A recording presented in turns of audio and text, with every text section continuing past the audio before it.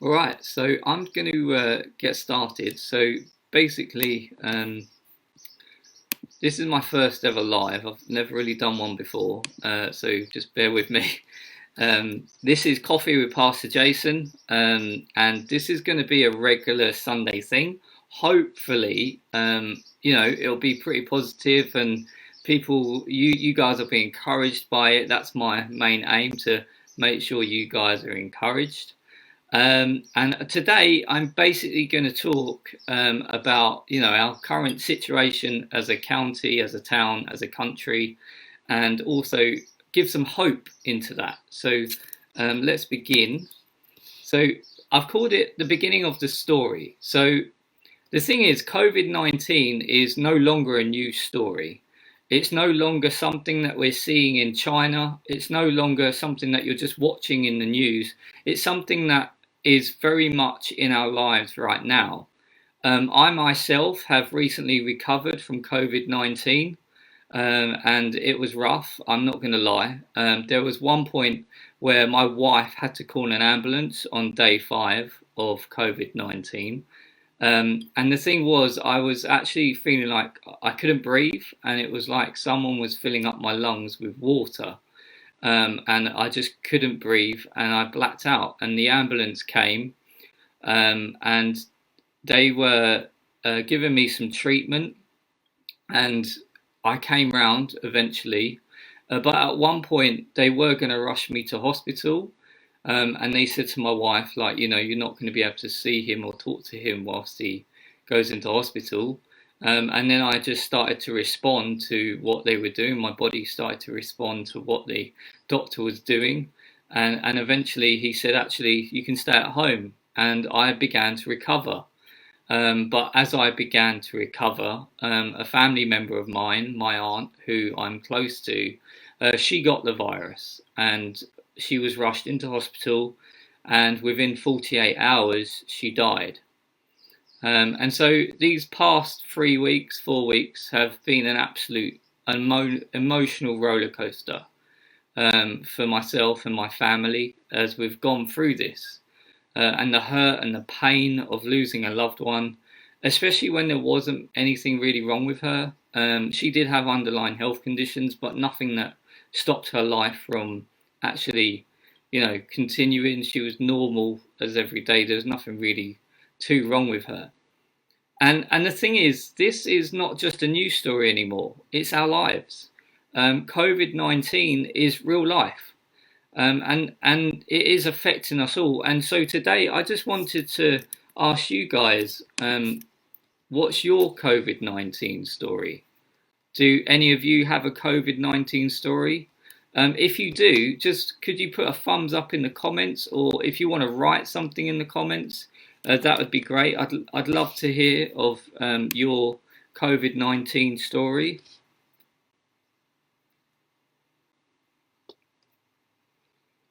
I'll just wait a while to get these comments.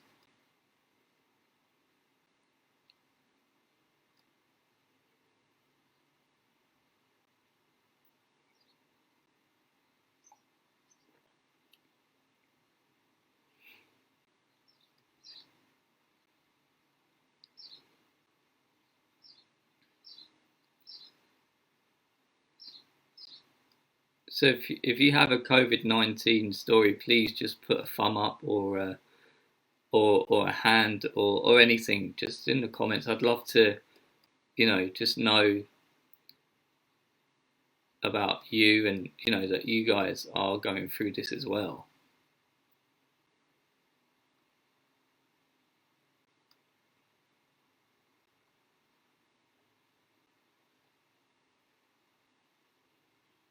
Yeah, great. We're seeing a few thumbs going up. Um, and this is the thing, like, this is affecting us all. And I guess you're going to know somebody by the end of this, who has a COVID-19 story. But perhaps now you know a friend or a family member who has suffered from this. maybe you know of someone that's recently died, and it feels like that person has been robbed from you. It feels like they've just been taken from you. Because when, like with my aunt, when she died, my whole family has felt it. My whole family has just felt robbed from this situation, and we've really felt it. We're constantly helping each other through it, and we're supporting one another. And it's quite lucky. I have a family, and I also have my church family as well, who have supported me through this to get over this stage of getting over the virus, but also to help me with the loss of my family member.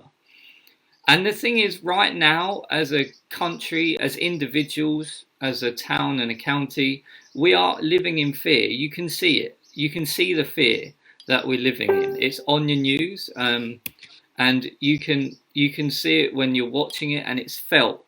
People are scared to leave their houses. They're scared to see their loved ones, and essentially, the world looks like it's falling apart. People are dying. The death toll is going up by day by day.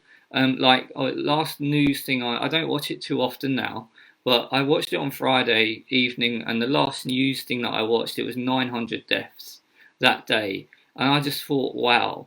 And that's a huge number of people in our country dying. That's before we look at the rest of the world. And as a human race, we are feeling like lost sheep without a shepherd, without any real direction. The hurt and the pain that this virus is causing, seeing loved ones being rushed off into hospital through ambulances and being told that, being told that you can't see your loved ones, it is really hard and difficult. And there's a lot of unknown setting in. The unknown that can we all come out of our houses? When are we all going to come out of our houses? When can we see loved ones? When can you happily step back into a hospital again? And the sad thing is by the end of this, everybody's going to have a story to tell. Everybody's going to have a COVID-19 story. And there's going to be some questions that are going to come out of this. Like, is there hope for us? Is there hope beyond the horizon? Is there hope for me and my family? Other questions like, why would this happen to us? That's one question that my family are asking. Why on earth have we just lost my aunt? Why is this happening to us? And the other question is, what have we done to deserve this?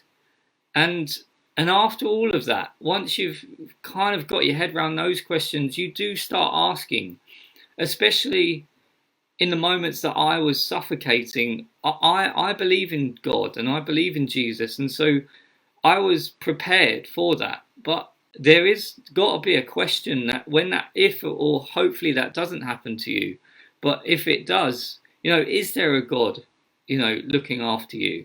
Where do we look for direction and answers? Each day, the death toll goes up. And for us now, it's no longer a news story, it's everyday life. And some of those answers to the question comes into your belief system. Like, do you believe there is more to life? Do you believe that there is someone looking out for you? Do you believe that there could be a God in heaven fighting for you? Do you believe that there is a God who loves you? Do you believe that there is hope after this? And essentially what I want to do is each week give you a story of hope, and instill hope into you, because there is a lot of fear going around right now, and rightly so. The news reports are not nice to listen to. I cut down on watching the news because it's depressing, especially when you're living in your house alone. And you're not really speaking to many people, and then you put on the TV and you're watching the news. That's hard to watch, and it's depressing. It's not great. And I want to bring some hope into your lives each week, and I want to speak into that. I want to show that there is hope, and there is hope after death. There is hope beyond your horizon. There is hope for all of us. And I will be here week after week to share a short story of hope each week. And I want to give you all a hope for tomorrow. I want to help all of us get through these dark times. I want to share and be in your pain, to help you through your own dark times, to help you through this fearful time, this uncertain time. I want to each week leave you with a message of hope. And as time goes on, I hope this small live webcast can become a reliable foundation for you on which to build on. My hope for you is that you grasp and see that there is hope for you and your family, and for everybody around you. Together we can get through this. And hopefully, Coffee with Pastor Jason on a Sunday morning will become a sunshine to you and your family's week. And it will become something that is so good that's coming into your houses and into your homes and onto your mobile phones, onto your iPads. And I hope that this small time together becomes something that you will just feel quite happy about and look forward to each week. And I just want to touch on something for this week. This short story of hope this week for me is this. So I've been reading my Bible and I've been praying about all of this and going through this virus and having this experience. And there is one saying that has been stuck out to me during this time. And it's simple. It's literally this: to be strong and courageous. I've been reading the story of Joshua over this time. And in the story of Joshua, there's a verse like this in Joshua 1:6. Be strong and courageous, for you shall cause this people to inherit the land that I swore to their fathers to give them. And it doesn't matter that if you don't know the Bible, because I'm going to explain this story to you, really simple. And let me just explain what's going on here. So Joshua recently had become the leader of Israel. He'd become the leader of Israel to lead the people into what was the promised land. And I really related to this story because at the time, the history of this story is that Israel was quite comfortable where they were. They were living in the wilderness, but they were comfortable. They'd been there 40 years. They were not ready to move. They were not ready to cross over into the promised land. And when Joshua came to his leadership position in Israel, God said to him to be strong and courageous. And here's what happened. So God tells Joshua, you're going to lead the people from the wilderness to the promised land, which sounds fantastic. But there's a thing that they have to do now. They have to cross the River Jordan to get over into that promised land. Now, when God tells Joshua this is in harvest season, okay? And harvest season in Israel was, the rivers were flowing. They're flowing strong. They're flowing fast. It's somewhere where you're not going to cross over. If this was winter and it wasn't rain season, you would cross over quite easily. And all said and done, you're over into the promised land. Real easy. So you can imagine that Joshua's now gone to the people and said, right, we're going to cross over to the other side. And we're going to go over this river. And you can imagine that the Israel's people are very much like us right now. They were settled. They were, they had their lives sorted. They had their routines, and they were not ready to move. And worse of all, they were not going to cross over a river flowing at such a fast pace that they were going to drown. And before COVID-19, we'd all been set in our ways. We would all get ready. We would all go to work. We'd all come home to dinner. We would all see our family in the evening. We'd spend weekends together. Like last spring into summer, like this weather, you would be outside. You would go and see family. You would go and spend time. Like I know myself, I had a barbecue this time last year. You know, a beer and just relaxing and enjoying life.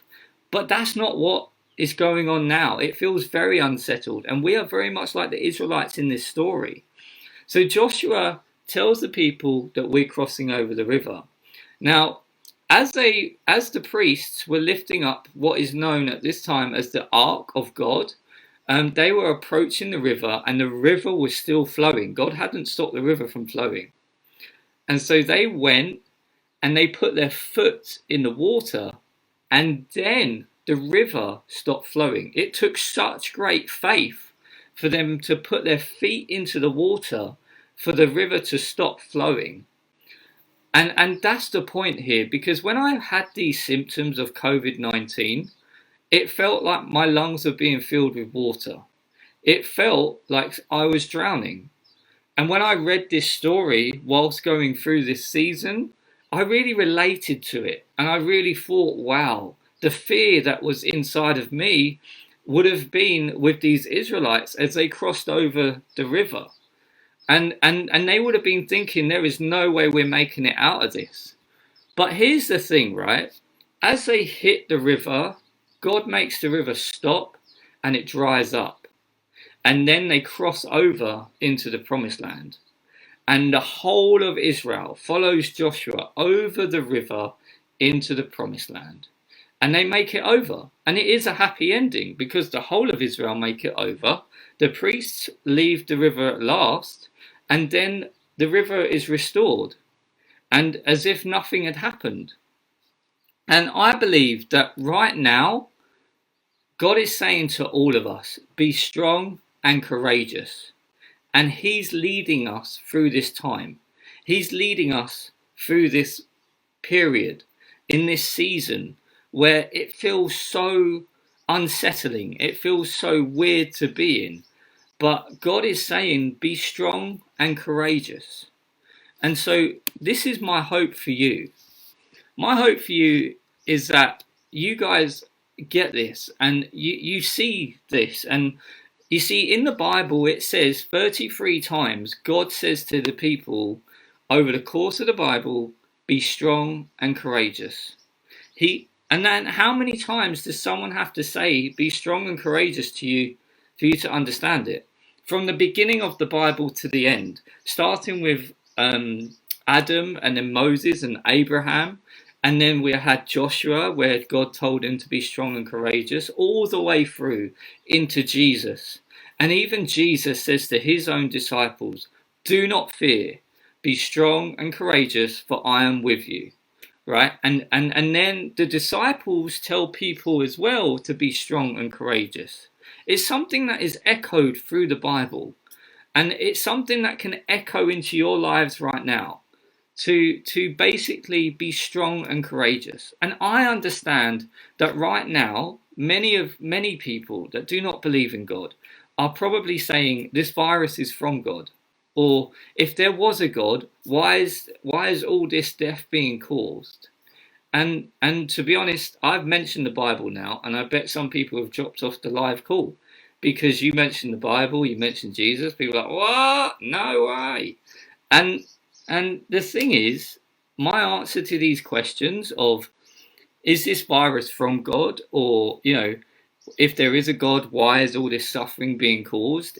Is if you believed in the God that I believe in, you wouldn't be asking those questions. You wouldn't be asking those sorts of questions. You'd be seeking him for the answers, because God that I believe in is he's a loving God. He's a God that will sweep you off your feet. And I wasn't always a Christian. I was never a church pastor before. I didn't grow up in church. I came to the faith at the age of 22. And I had a massive encounter. And I had some rough times. And ever since knowing Jesus, he's led me through one storm after another, after another. And he's led me through one river after another, after another. And that's my experience of God. That's every time I pray, things happen. Now, there was a famous person that once said, every time I pray, coincidences happen. But every time I pray, something happens. And every time I seek God and ask him for help, he's there. And God leads people through storms if you let him. God will lead you through this time if you let him. And in my own life, he's led me through times. And he would lead us all through times. So your takeaway from this today, and I really hope this encourages you, to be strong and courageous for you and your family. Lean on the Lord for strength and he will help. Like today's Easter and all the Christians are out saying, way, Jesus is alive. And that's great. But Right now, for you sitting at home, I don't believe that's really helpful. What I believe is helpful is for you to understand the principles of what Jesus would stand for. And one of them was to be strong and courageous, to be a strength, to be, to rely on God, and He will help you through these times. And so the message of hope this week is to be strong and courageous. Now, if you want to drop me an email, please do, because I do want to hear from you.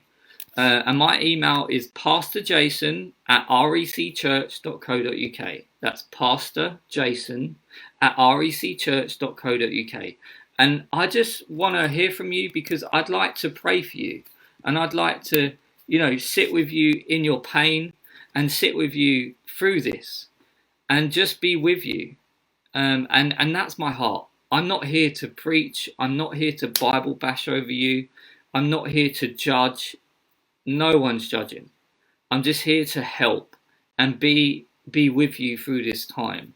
And that is basically my job, to be with you. Now, what I'd like to do is just say a quick prayer. And then if we could all chat in the comments, that'd be great for a while. And then if anything, if you want to join me at 4 o'clock today, there is a Zoom call happening, and if you email me and you want to join, I can send you the details to the Zoom call and just come in and, be with us, and we can chat and also be there too. So let me just pray. Father God, please be with these people, Lord. Please help them to be strong and courageous, Father. Help them to work through this time, Lord, and may your peace and your love and your grace be with them, Father. And may they take this message of being strong and courageous through this week, Lord, and may it help them. In Jesus' name, amen.